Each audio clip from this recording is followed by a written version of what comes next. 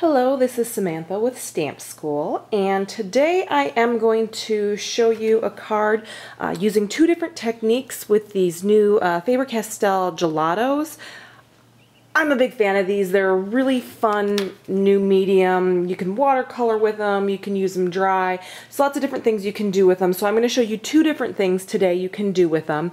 They come in a whole bunch of colors. I only have a few of them. I like to keep them in a little pale here, and today I picked out orange because I want to use this new Orange Fizz color from Stamp School. So I grabbed my orange. I'm going to be making a birthday card for my grandma who drives a red golf cart, and we're going to be using a golf cart image later. So I grabbed the red, and from there I filled in two other colors with a yellow and a pink, just to sort of get a spectrum of colors here. The first thing I'm going to show you is how you can use gelatos with an embossed background and kind of smear them almost like an Emboss Resist that you do with ink and embossing. It's going to be the same thing but with these gelatos. I did the embossing for this off screen just because it takes a little bit and can be a little bit loud. I used for my background Market Street Stamps Argyle background here. It's a new one I just picked up. And I also embossed my greeting that I'm going to have a little bit later. It just says, I hope your birthday is simply wonderful. Did that off screen, regular embossing. I clear embossed over craft cardstock. The nice thing with that is you can see where you embossed really well. Makes it kind of easy to tell if you got everything and to tell where your embossing powder is. I'm going to start off, I think, with my red here. So I'm going to uncap it. You can twist them up and down as needed. They're sort of like a lipstick, or I've heard people call them chapstick, and that's a really good description of sort of what they're like. They're kind of, if a crayon and like an oil paint had a baby, this is what it would be. And they put it in this nice little chapstick case to make it really easy to use. So you're going to uncap that, and you're just going to start smearing on your color. Because you're going to get a watercolor effect with these, you don't have to worry too much about how well covered you have it or how it looks. This isn't your finished product. We're going to smush it and smear it and have a little fun with it. I think I'm going to grab my orange. I'm going to grab my yellow next.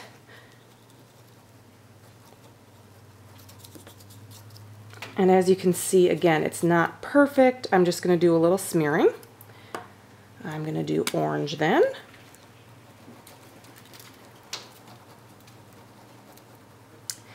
I'm just going to do a little corner of pink down at the end here. Now the best part with these two is I'm starting out a little light. If I decide I want it darker, I didn't cover an area well enough, you can always go back and add more. I'm also going to show you I contaminated, for lack of a better, kind of cross-contaminated. I've got a little red on my gelato here, and you can just wipe it right off. So you can't really contaminate these because it'll wipe off, take a paper towel or a baby wipe, and you'll no longer have it contaminated. You can just color it off on your mat or a piece of paper as well too, to get that sort of cross coloring off when you're all done. So these are really forgiving to work with. You don't have to worry about getting them smushed and mixed up. Now once you have this, you don't really want to leave it like this.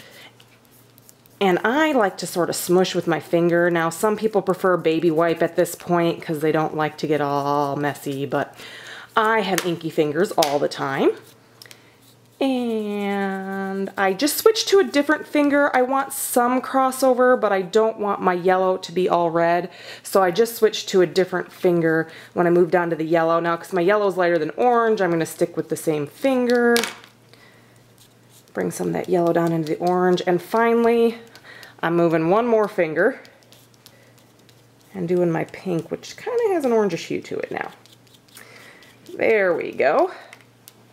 Now you're going to wonder why we did that, why I went through and did all that embossing, is because you get to uncover the embossing when you're done here. Now I'm just cleaning my hands a little bit so I don't mess up my nice work here. I've got a clean baby wipe here. You can also use a bit of paper towel. I would make it a little bit damp. I have 2 little boys, so I have lots of baby wipes around my house. And as you can see, you just wipe off that color. Now you're going to want to go in the same direction again because you're going to be wiping it off and doing a little bit of contamination. Or mixing and blending, I shouldn't say contamination, but if you don't want your colors to mix and blend too much. Now the more you wipe with your baby wipe, the more you're going to wipe off those colors as well. So if you really want a thick color, be very gentle with your wipe because these are a watercolor medium. They'll come up with the water. If you want these to stay really dark, go for a drier thing like a paper towel to wipe and smush your stuff off. As you can see then, we've got a nice bright background for the base for our card. And I'm going to clean here so I don't get this all over my card. But you can see how easily those wipe off. And my baby wipe was already a mess when I started from wiping them off. And it still just wipes right off. This then I'm going to apply to my card. And I forgot my tape runner here, so you're going to see me use a little bit of score tape quick to apply this to my base card. Again, this is Stamp School's Orange Fizz I'm using.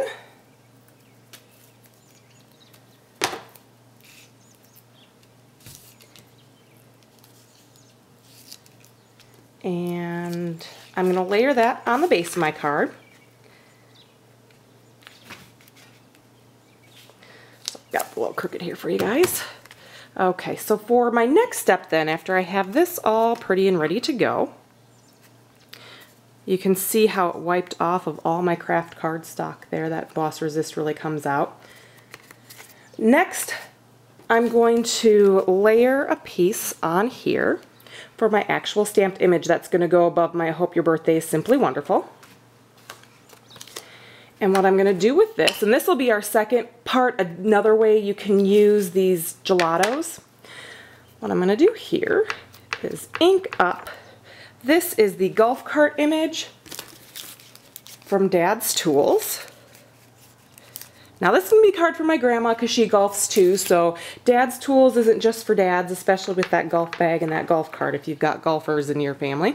So I inked that up with the Hot Fudge ink from Pop Tones, from Stamp School Pop Tones.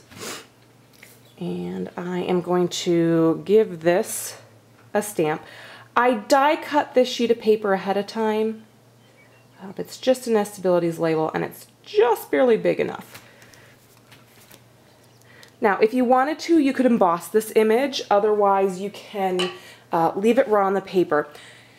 If when you watercolor you really like to get wet and use a lot of water when you watercolor things, if you have any experience with watercoloring and know that, then I would recommend embossing it just so you don't fade out your stamped image, or using water-safe ink, something like StazOn that's not going to bleed. Because I'm going to do a drier water on this, the Pop Tone Stamp School ink will work just fine. So it sort of depends on your style and what you have around and what you like best. I like this color brown, so I wanted to stick with this nice dark brown. So I'm just going to have to go a little bit lighter with my water so I don't make that bleed at all.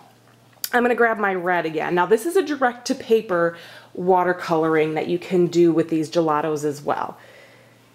And I'm just going to add some color. So my grandmother has this wonderful red golf cart that everyone knows her for, so I'm going to color her golf cart red. And there are 2 different ways you can watercolor this, or 2 different things you can use to watercolor this once you've got it on here. When you buy these nice little color coordinated packs, these 4 colors I picked out today actually came from the same color coordinated gelato pack, and so they come also with a paintbrush. This is another color coordinated pack that I have. They come with these little paintbrushes, and you can use these. What you want to do is just get them a little bit wet if you're going to use them. If you have one of these, this is a really handy tool as well. This is just a little paintbrush filled with water in the handle, and you can, this little aqua brush here, I don't know if you can see that, but actually paints in water. Now that's going to be a little too wet for me, so I'm drying it off on my arm. You can use a piece of paper towel. I squeezed the water came out and I just want a little bit. And what I'm going to do is go over the area that I just colored. And that's why I didn't have to worry about getting too close to the edges, because I'm using my watercolor brush here to color in close to the edges and blend this out. And you'll get this cool watercolor look. What's really fun too is you can grab a couple different colors and go lighter in the center and darker around the edges and kind of blend in. Looks really great with flowers to get a pretty effect. If you're familiar at all with watercoloring with pencils or blending with markers, it's the same idea. You can mix and match and blend to get pretty colors and watercolor effects. Now, I have plenty of red here, so what I'm going to do is just pick it up and add it to this area here. But if I didn't, I could just color in there and add some more. And what I think I'm going to do for the seat and the front here, and see, it's simple enough to wash your brush off with these too. Wipe it off on your mat or a piece of, without actually picking up more stuff, on your mat or a piece of paper towel, and you'll get a nice clean brush to work with then. I think what I'm going to do for the rest of the golf cart here is add in a little bit of silver. And the cool thing with the silver here is it's a metallic gelato, and what you'll get then is a little bit of shimmer. Now I have to tell you, besides the red golf cart, my grandma is also known for her cow seat covers in hers. But I don't think I'm going to be making any cow seat covers for this. So I'm going to use the silver because it'll give it a little bit of shine and make it kind of pretty. And just give it a light bit of color here.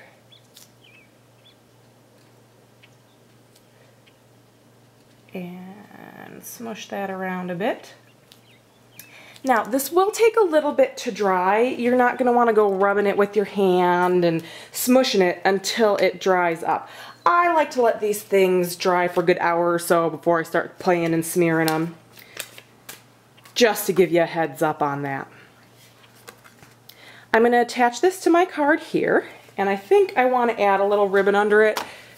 I've got my newest gadget I picked up is Imaginus's, I believe it's called the I-Cut ribbon cutter, and it's really cool. You just put your ribbon where you think you want it cut. And because it's a little thicker, I'm going to give it a couple presses. And you press that little button, and it not only cuts your ribbon, but heat seals it so it doesn't fray at the edges. And I'm going to seal this edge too, because that edge had been cut with a... And you can see it kind of steaming there a little bit because it gives a little bit of heat to it and seals your edge too.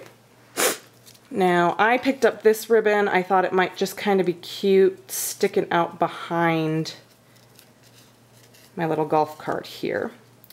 And so what I think I'm going to do is add that on with a little bit of score tape. What I'm going to do is put a little score tape around the middle to fold it. And then I'm going to stick it onto the back of my golf cart here. I'm going to stick it to my hand apparently first. Alright, and then I've got it stuck to the back of my golf cart. And then to add my golf cart on here, what I think I want to do is use a little bit of foam tape. Those of you who are familiar with me know I love my foam dimensional adhesive. Adds a nice pop to your cards. This stuff is from Sticky Thumb. And one more piece.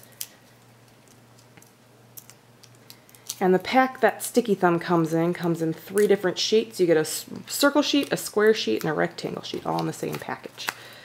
Now, as you can see, I have my greeting on here already. Hope your birthday is simply wonderful. So I just want to add this above that.